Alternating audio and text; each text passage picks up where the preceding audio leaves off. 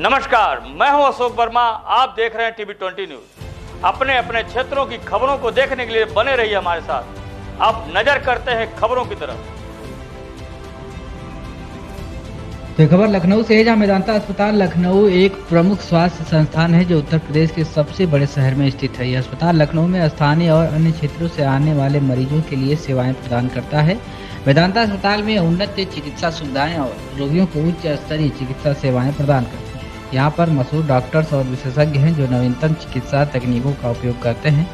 मेदांता अस्पताल लखनऊ में एक अच्छी आधारशिला रखता है जो रोगियों को विभिन्न रोगों के इलाज के लिए सही दिशा में ले जाता है। यहाँ पर महिला और बच्चों के लिए विशेष चिकित्सा सुविधाएं भी हैं। अस्पताल में नवीनतम चिकित्सा उपकरणों का उपयोग किया जाता है जो रोगियों को अधिक सुरक्षित और अस्पताल में रहने के दौरान अधिक सहज बनाता है। मेदांता अस्पताल लखनऊ की स्थिति भी अत्याधुनिक सुविधाजनक है। यही संदेश व्याख्या और परामर्श प्रदान करता है ताकि रोगी और उसके परिवार सदैव सहायक हो सकें। इसके अलावा यहाँ पर अनुभवी और प्रशिक्षित नर्सिंग स्टाफ भी हैं जो रोगियों की देखभाल में सक्षम है। मेदांता अस्पताल लखनऊ का मूल मकसद रोगियों को स्वस्थ और समृद्ध बनाना है। यहाँ पर समाज के हर वर्ग को उच्चतम स्तर की सेवाएं प्राप्त होती हैं जिससे उनका स्वास्थ्य सुरक्षित रहे। अस्पताल में एक व्यापक रोगी संगठन भी है जो उनके चिकित्सा सुंदर में सहायक है। समाप्ति के रूप में मेदांता अस्पताल लखनऊ ने स्वास्थ्य सेवाओं के क्षेत्र में अपनी उच्च गुणवत्ता और समर्पण के लिए प्रसिद्धता प्राप्त की है। इसकी उत्कृष्ट सेवाओं के कारण यह एक लोकप्रिय और सामान्य लोगों का आदर्श स्वास्थ्य संस्थान है। आइए जानते हैं कि उच्च रक्तचाप का कारण, जोखिम का कारण, लक्ष्य, उपचार और रोकथाम पर डॉक्टर मनीष घोष ने क्या जानकारी दी।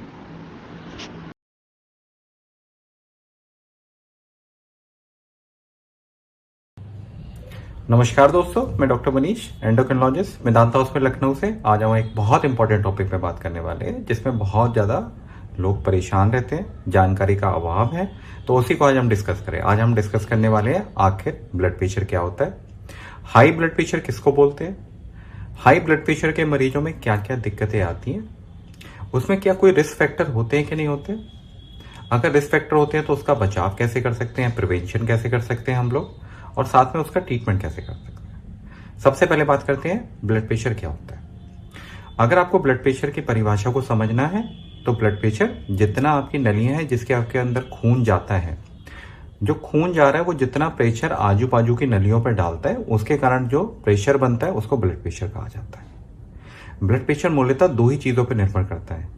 एक आपकी हार्ट की पंपिंग कैपेसिटी कितनी है, हार्ट कितना पंप अच्छे ढंग से कर पा रहा है, और दूसरा आपका ब्लड वेसल्स में कितना ज्यादा दबाव पड़ पा रहा है। अगर दबाव ऊपर या नीचे जाएगा तो ब्लड प्रेशर पे प्रभाव आ सकता है।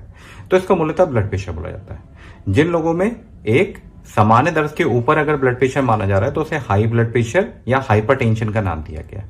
तो हम आज उसी चीज की चर्चा करने के लिए तैयार है। देखिए, ब्लड प्रेशर जो होता है वो मुख्यतः दो भागों में डिवाइड कर दिया गया, मतलब दो अलग अलग तरह के हाई ब्लड प्रेशर को बताया गया। पहला एक ब्लड प्रेशर जिसको एसेंशियल हाइपरटेंशन बोला जाता है। एसेंशियल हाइपरटेंशन का कहने का मतलब है कि आपको ब्लड प्रेशर तो है, बढ़ा हुआ भी है ब्लड प्रेशर, मगर उसका कोई कारण शरीर में समझ में नहीं आ रहा कि आपका ब्लड प्रेशर क्यों बढ़ गया, तो उसको एसेंशियल नाम दिया गया। दूसरा एक और ब्लड प्रेशर है जिसको सेकेंडरी हाइपरटेंशन बोला गया है, जिसमें कोई ना कोई कारण शरीर के अंदर मौजूद है और जिसका पता लगा लिया गया। वो कारण हो सकता है कि आपकी दिल की बीमारी के कारण हो सकता है वो किडनी में दिक्कत के कारण हो, ये भी हो सकता है कि वो कारण आपके हार्मोन्स के कारण हो सकता है कि वो आपके दिनचर्या में बदलाव ना करने के कारण हो सकता है कि वो मोटापे के कारण। तो जिसका कारण हमको पता है हम उसको सेकेंडरी हाइपरटेंशन बोल रहे हैं, जिसका कारण हमको नहीं पता है उसको हम एसेंशियल हाइपरटेंशन बोल रहे हैं। तो दो अलग अलग ब्लड प्रेशर को बताया गया। अब बात करते हैं, अगर आपका ब्लड प्रेशर या हाइपरटेंशन कंट्रोल नहीं होगा तो आपको क्या दिक्कतें हो सकती हैं।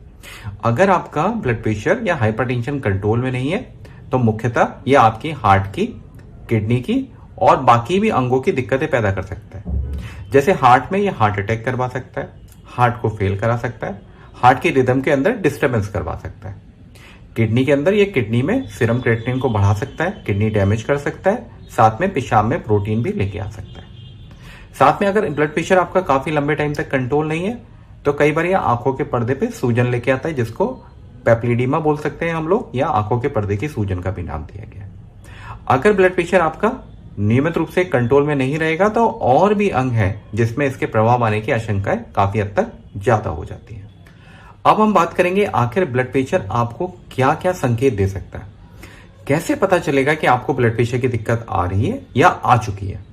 उसके कुछ प्रभावी संकेत हैं जिससे हम इसको जान सकते हैं, मगर क्या आपको मालूम है लगभग 40% लोगों में ब्लड प्रेशर का कोई संकेत मिलता ही नहीं है। मतलब लोगों को पता ही नहीं होता कि उनका ब्लड प्रेशर बढ़ चुका है। तो ब्लड प्रेशर बढ़ने के जो हमें संकेत देखने के लिए मिलते हैं, कई बार सिर में काफी भारीपन जिसको हम हेडेक का भी नाम दिया गया है, कई बार चक्कर आने शुरू होते हैं या डिजीनेस टाइप का लगना शुरू होता है, कई बार आपको उल्टी वाला फीलिंग शुरू होता है, कई बार पैरों में दर्द रहता है, थकावट कमजोरी आपको लगने लगती है, कई बार आंखों में बहुत ज्यादा भारीपन लगता है, ऐसा लगता है कि आंखें पूरी भरी भरी हैं, कई बार पैरों में सूजन आने की संभावनाएं बढ़ जाती हैं, कई बार चेहरे में सूजन देखने के लिए मिलता है। तो ये अलग अलग कैटेगरी है जिससे आपको संकेत मिल सकता है कि आपको हो सकता है कि ब्लड प्रेशर की शुरुआत हो रही हो या ब्लड प्रेशर आपको आ चुका है। तो अगर इनमें से कोई भी संकेत आपको देखने के लिए मिलता है तो एक बार किसी भी नजदीकी डॉक्टर साहब से अपना ब्लड प्रेशर जरूर नापें। अब ब्लड प्रेशर नापने में होता क्या है कि दो अलग अलग चीजें देखने के लिए मिलती हैं। एक ऊपर का ब्लड प्रेशर होता है, एक नीचे का ब्लड प्रेशर होता है। ऊपर के ब्लड प्रेशर को सिस्टोलिक बोला गया है, नीचे के ब्लड प्रेशर को डायस्टोलिक बोला गया है। ब्लड प्रेशर को नापते कैसे हैं घर पे हमने हमारे एक वीडियो में आपको बहुत अच्छे ढंग से समझाया, आप चाहें तो उसको देख सकते हैं। तो अब बात करते हैं किन कारणवश ये ब्लड प्रेशर या हाइपरटेंशन काफी हद तक बहुत जल्दी अब देखने को मिलने लगा है। सबसे मुख्य कारण जो हमें देखने के लिए मिलता है वो होता है लैक ऑफ फिजिकल एक्टिविटी, मतलब दिनचर्या में आप रेगुलर व्यायाम या कसरत नहीं कर रहे हैं। अगर आप नियमित रूप से कसरत नहीं करेंगे, नियमित रूप से टहलने या फिर घूमने या किसी और फॉर्म की फिजिकल एक्टिविटी नहीं करेंगे तो ब्लड प्रेशर आने की संभावनाएं काफी हद तक बढ़ जाती है। दूसरा सबसे महत्वपूर्ण कारण स्ट्रेस। अगर आपका स्ट्रेस लेवल बहुत ज्यादा है, काम के कारण, फैमिली के प्रेशर के कारण या फिर आपके बिजनेस के कारण, तो एक ऐसा फैक्टर देखने को मिला है कि इसमें ब्लड प्रेशर आने की संभावनाएं काफी हद तक बढ़ जाती हैं। तीसरा